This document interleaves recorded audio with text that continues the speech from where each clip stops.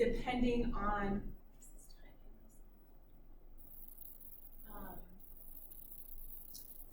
what that pathology is, you're going to individualize it even further. But everything on that wellness wheel is the same. So since you weren't here, I'm a naturopathic doctor. Naturopathic doctors are, we're trained in accredited medical schools. We do residencies. We take state licensing exams, of course, pass boards.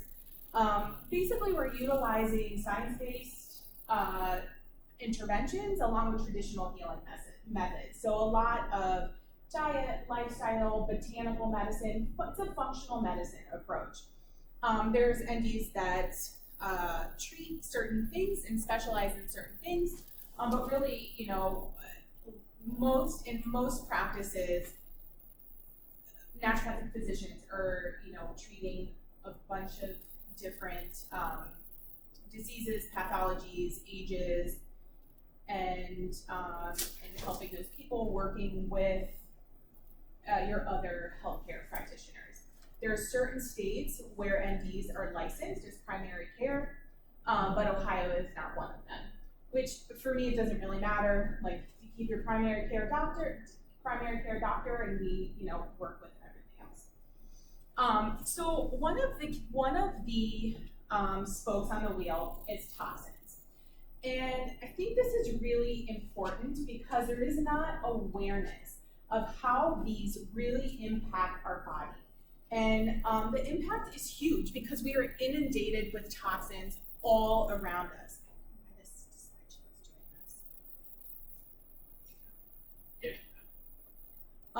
So we talked about yesterday, like, we are inhaling over 500 chemicals every single day. Are we dry cleaning? How about these carpets, right? Like, a lot of people move into new houses and they get new carpet. Well, carpets emit formaldehyde for decades, right? And this can impact your health tremendously. So there was actually, Cleveland Clinic had a recent article about how environmental toxins can impact your health. And so chronic exposure, it contributes to obesity and other health-related issues, including diabetes and heart disease. These toxins, they get deposited in our fat tissue and interfere with normal chemical signaling. Should just go to this. Go to slideshow. Play from No. current slide. It should just be play from current slide. Okay, not this. Take off use timing. These things maybe. That you should be doing.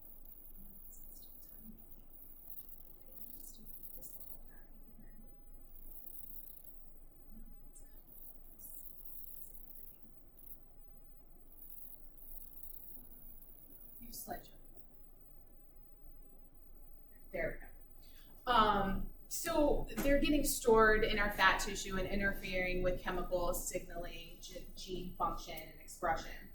I showed this slide on Monday. So these are all products that are toxic, really. We think about, we're trying to drink filtered water, but then we're buying them in plastic water bottles. Well, the plastics are made of chemicals. And then especially if these waters are getting transported in vehicles and it's hot, then you just have all of that leaching into the water.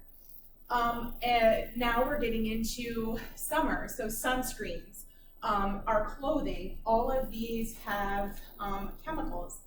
This slide has some better alternatives. On Monday, I mentioned Environmental Working Group. It's a great source, ewg.org. It has consumer guides. It'll walk you through almost everything you need to know about toxins, or at least to get started, right? And it's never all or nothing with anything in our health. But if there's minor swaps that are not going to be stressful for us and we can do it, why not? It's decreasing that body burden. And by decreasing the body burden, we're allowing more space for our body to heal. So these are some of my favorite products. Badger, Alba, they make pretty good sunscreens. Because sometimes they make certain, so you just have to cross-reference because not everything in their line is clean. Attitude has some great cleaning products. Ecos, they've had a laundry detergent at Costco now for a really long time. It's huge. It's like this big for $12. I mean, it is so cost efficient. One of my favorites is Branch Basics. I've kind of just gone and I'm only using that outside of the laundry. You get a concentrate and then you basically dilute it in different proportions of water. So you get your bathroom cleaner, you can get laundry, all-purpose cleaner. It's super easy. And this is non-toxic, right? You can really throw away all of those chemicals. You don't need them. This stuff cleans, right? Soap, vinegar, water. And if you do keep harsh chemicals, I would just keep them out of your cabinets and just put them outside, really. So we think about, why? Why is this affecting us? Well, we are getting exposed to toxins through our lungs when we're breathing it in, through our skin, through our gastrointestinal tract. They're getting detoxified through our liver, and then they can exit through our skin, kidneys, colon, lungs. Excess toxins are going to get stored in our fat cells, in our liver, our central nervous system, our joints, tissues, muscles. And this is why when we decrease that toxic burden, when we change our diet, when we make lifestyle modifications, we see changes in pain, arthritis, skin stuff, allergies, autoimmune, fibromyalgia. We see changes in all of this because of what's happening here. So a couple things on toxins through the air that we breathe. We talked about outgassing. So volatile organic compounds are just compounds that continue to be emitted from products. And again, this is carpet, this is furniture, these are air fresheners, all of these things, scented candles, nail polish. It's only taking 26 seconds for these chemicals to enter your bloodstream. So think about going to someone's house and there's scented candles everywhere. I mean, I don't even go to my cousin's house anymore because they've scented candles in every room. It drives me insane. I cannot stand it. Sometimes, so this is the thing, sometimes people can be exposed and it doesn't bother them. But because of genetics, because of different factors, those detox pathways can be compromised. So you probably all know someone that once they smell something, they get a headache or they feel sick. You really need help with these detoxification pathways. Columbia University School of Public Health reports 95% of cancer is caused by diet and environment. Super scary, but also I think it's reassuring because changes we make really can make a big difference.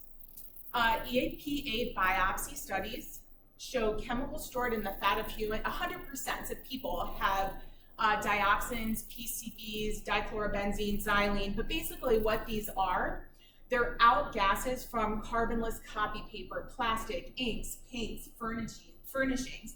So these chemical compounds that continue to be outgassed from these products are affecting our immune system. Another study showed 100% of human fat cells contain styrene, a known carcinogen, cancer-causing ingredient. Outgases from computers, who even thinks about this? Plastic containers, right? So even just slowly swapping out plastic containers using glass ones. If you have plastic containers, don't put them in the microwave. Don't put them in the microwave, don't put them in the dishwasher, and hand wash them. Because when you're heating that up, these compounds are getting broken down, they're getting into your food, you're ingesting them. The skin is the body's largest organ, so women especially, because of skincare products, makeup, etc., it says the average woman is exposed to 126 chemical ingredients every day. So you can, again, ewg.org, cross-reference some of these things that you're using. Parabens are preservatives found in most skincare, linked to hormone disruption, organ toxicity, infertility, developmental defects. Triclocarbon, an active ingredient in antibacterial products, right? If you see antibacterial, run away from it. Soap and water, that's all you need. Triclosan is a bacteria-killing chemical used in Colgate toothpaste. So, you know, that bacteria-killing chemical to prevent gingivitis. It's in hand soaps, body washes, interferes with thyroid and sex hormone signaling. You don't need to wash your body with antibacterial stuff. Soap and water is great. But these parabens, they're even getting put in food. And in food that maybe we're eating because we think we're making healthier choices, like Weight Watchers, okay? And since it's summer is approaching, a couple things here. So again, zinc oxide, titanium dioxide, these sunscreens are going to be superior to other ones that have a lot of chemicals in there. Another thing is the aerosol in and of itself. Think about, like, I don't know if you guys have been at the beach, at the pool, and someone starts like spraying down their kid or their husband with these aerosol sunscreens. Well, you could be like 10 feet away and you're breathing this in, you're inhaling it, you feel it. Well, this is an issue. This says FDA has concerns with accidental inhalation. I mean, how can you accidentally inhale it? By nature of that being around you, you are inhaling those chemical compounds. So in doing that, there's potential risk, right, with deep lung deposition of these chemicals. And they can cause serious adverse events, make asthma, emphysema, bronchospasm, COPD. This can worsen all of these. Another simple swap, mosquitoes. CDC confirms oil of lemon eucalyptus as effective as DEET, which is neurotoxic for mosquito protection. This is another product, simple swap. Simple swap. Simple swap. You know, it's not, nothing is meant to be overwhelming. There's always just little things that you can do. So there's no junk food, there's either junk or food. So how are toxins via ingestion? So this kind of just shows like the power of the body. During my residency, right after school, I had a patient come to me that was trying to siphon gas and accidentally swallowed some. So for months later, he was in and out of the emergency room because he had shortness of breath, extreme fatigue. He couldn't even walk up the stairs anymore. He was sleeping on the couch. He had a muscle weakness. He would start getting like this pain in his arm that would mimic a heart attack. He had been in and out of the emergency room so many times, had so many tests run, and nobody knew what was wrong with him. So he comes to me and I'm like, oh my gosh, you know, like, what do we do, right? So all we did was support the organs of detoxification, clean up his diet, and I don't remember if I saw him 2 weeks later or 4 weeks later, but every single symptom had completely resolved except one. And we like barely did anything. You know, I mean, sometimes these things doesn't always, right? We don't always get like these miracles, but I always start with the basic stuff because so often it makes such a big difference. And yeah, I don't know, it's like pretty amazing. Insecticides, we talked a little bit about this. So, you know, toxins through ingestion. So really contaminated food and drink. Organophosphates, they're used as a nerve agent weapon, right? Calling paralysis. These are getting sprayed on our food. Again, we talk about interfering with hormone signaling, causing dermatitis, other allergic type symptoms, because it's just really altering the immune system. Obesity, insulin resistance, decreased basal metabolic rate. There has been a lot of litigations against Monsanto's glyphosate. So this is an herbicide. You may have seen it, Roundup. There are farmers that were using this, getting non-Hodgkin's lymphoma, excuse me. They did award in 2019 over $80 million to a man in California for the role that Roundup played in his cancer. Even if you're buying organic, these can end up in the food from cross-contamination, but I mean, you know, it's better than not. We can't control every factor. It's listed by California Office of Environmental Health as a hazard known to the state of California to cause cancer. So, I mean, you know, these are foods that are high in glyphosate residues: soybeans, corn, barley, lentils, wheat, coffee. I mean, these are things like we're consuming all the time. So as much as you can buy organic, the better. You know, like you're thinking about, oh, I'm gonna have, you know, oat cereal. This has gotta be better than Fruit Loops. I don't know, maybe, but you know, your body processes that sugar so quickly. In general, like cereals are not good breakfasts. But glyphosate, right? Cheerios, glyphosate. And you're thinking about, like, a lot of people are feeding this to their kids.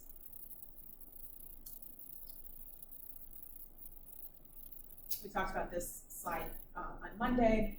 So here's Dirty Dozen and Clean 15. So if you guys go to ewg.org, you will find this. This is produce that the Dirty Dozen, you definitely want to buy this organic. The Clean 15, it's okay if you buy those non-organic. This is from a couple years ago. You know, they're mostly the same. Maybe it's changed a little bit. Our water. So water supply has bacteria, pesticides, heavy metals, solvents. Stowe Public Water, you can go on ewg.org and get some more information about your local water supply. So water utility report shows 7 contaminants above health guidelines that are linked to cancer in our water. So if we can get a good water filtration system, that's gonna help a lot. Again, you know, like these single-use plastics, right? There's a couple gravity systems that you can use. Berkey is one of them. The maintenance is a little bit annoying. There's another one, I think it's called Pure. But this is super easy because you basically just pour in your tap water. You can even filter rainwater. And if you go on the website, you'll see the list of contaminants that it removes. So even some of those contaminants with the train that crashed, they were burning, I don't even remember now what it was, but you'll see in the Berkey, their system actually, their filters actually remove that. So, you know, we're exposed to these toxins, and maybe we're eating the wrong foods for our bioindividuality. So these things compromise our gut function. We have this kind of saying in naturopathic medicine, we don't know what to do, treat the gut, because so much of our health relies on a proper and healthy functioning gastrointestinal tract. So these exposures, foods, they're causing changes in the ratio of our good and bad bacteria, and they're further compromised through toxins, antibiotic overuse.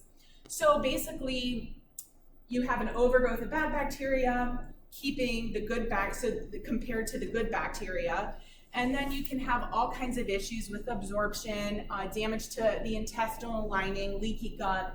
So if you remember yesterday, we said, like, when we were comparing glucosamine to chondroitin, we were saying chondroitin doesn't, through an intact gut, those molecules don't pass through, and that's why glucosamine tends to be a little bit better because it's a smaller molecule.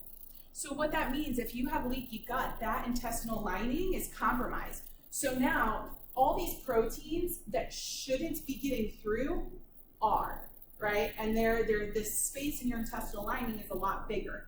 So we don't want that happening. And then, you know, another thing with compromised gut functions, we start to notice that, like, we're very reactive to a lot of different foods. So here's some information on the blood type. So one man's food is another man's poison. Our blood type is our genetic blueprint. It actually influences a lot of aspects of our health. Immune system, metabolism, digestive processes, stress response, disease susceptibility. the best form of exercise, the foods that we should eat. And this is because that ABO gene also regulates other processes in the body. So when we use a blood type approach, we can really customize our nutrition for optimal health. And when we think about the foods, you think about human evolution and the emergence of these blood types. So type O, so these were a hunter-gatherer. This is the emergence of the first blood type. So these hunter-gatherers, as you can imagine, do better on like a paleo-style diet.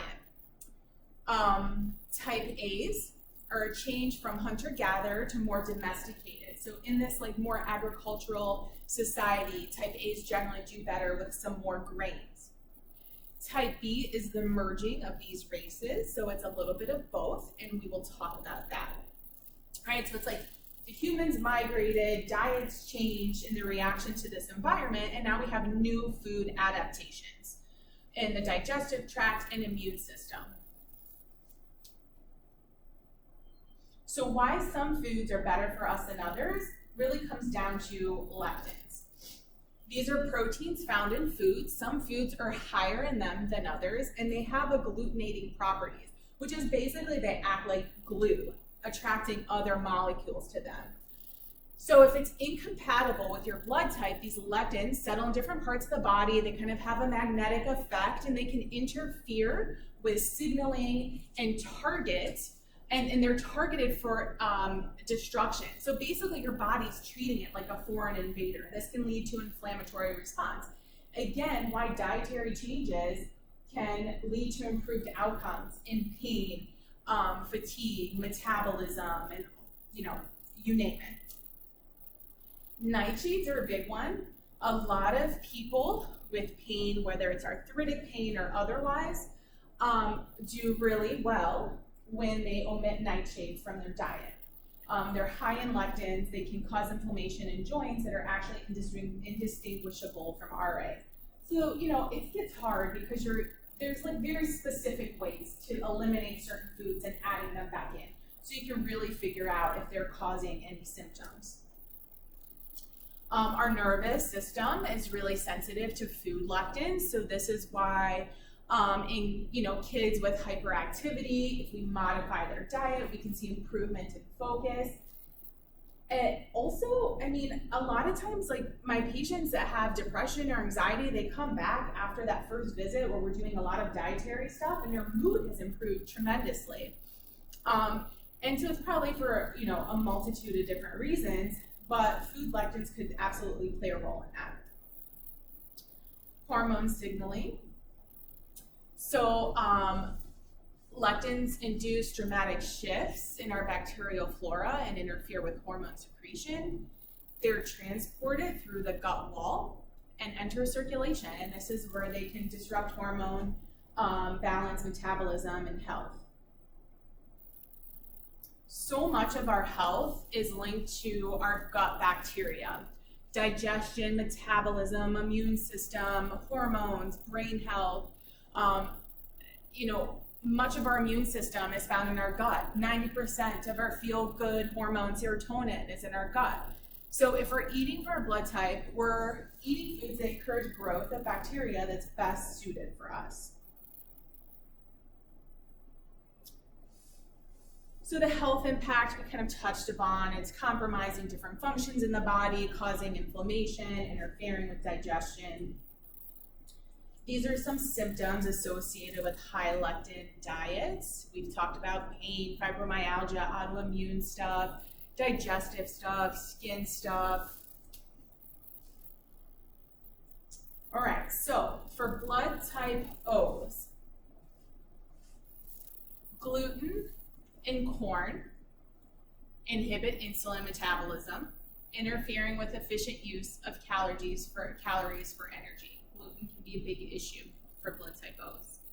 Certain beans, so blood type O's, because they do better on like a paleo style diet. So we're thinking about protein, high protein, even animal proteins. Type O's have higher stomach acid. They can really digest that meat so that they can utilize those calories for energy instead of depositing it in fat cells. So beans, not super great, maybe a couple times a week, but definitely avoiding kidney and lentils and supplementing with other ones. Inflammation triggers, wheat, dairy, corn. Usually, so I prefer when we do like a, nutritional reset, I prefer that people stick to all of those superfoods or neutral foods that we gain the nutritional value. They're just gonna work to like help metabolism and immune. But sometimes people are like, oh my gosh, this is too much. And I have, Dr. D'Adamo's The Blood Type Diet is a great resource. There's so many foods that you can't eat, but right now I'm just focusing on the ones that you cannot. But I find a lot, like if people are kind of resistant to change, even corn, wheat, and dairy, those are really big ones for blood type O. So you see milk, corn, potatoes encourage bad intestinal bacteria, leaky gut triggers, impaired thyroid function. So blood type A, have a hard time. So lower stomach acid, some other different digestive enzyme deficiencies that really, we tend to store meat as fat because we just cannot digest it properly. So again, this is not all or nothing. We always talk about like 80-20 rule. You like once a week, a couple special occasions a month, you can deviate, but if you can kind of fine tune, then it really helps with improved health outcomes. Dairy provokes an insulin reaction, increase mucus secretion, inhibit nutrient metabolism. Again, wheat increase mucus production, slow metabolism.